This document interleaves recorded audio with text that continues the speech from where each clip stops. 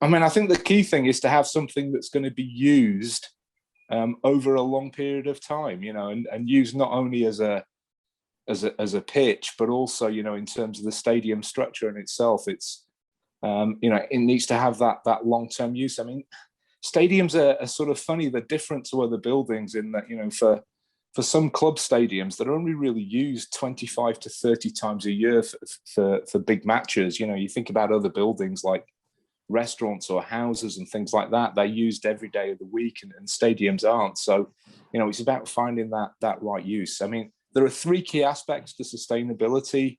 One is the economic side. So the thing needs to be financially sustainable. It needs to either generate its own revenue or have another funding model. It needs to be socially sustainable. It needs to be kind to its neighborhood and actually serve the local community. So that's one aspect where stadiums can be more sustainable. Does it allow community use? And that might be communities coming in and using the pitch, maybe.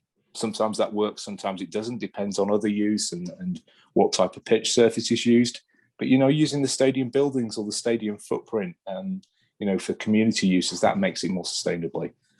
And then finally, we've got the environmental aspect of stadiums. And again, we have to justify the resources and the materials that are used. I mean, stadiums are quite big in terms of their sort of carbon impact. Normally, they're steel and concrete structures. So there are ways that alternative materials can be used, but a lot of the costs are actually not in the construction and the design. They're actually in the operation.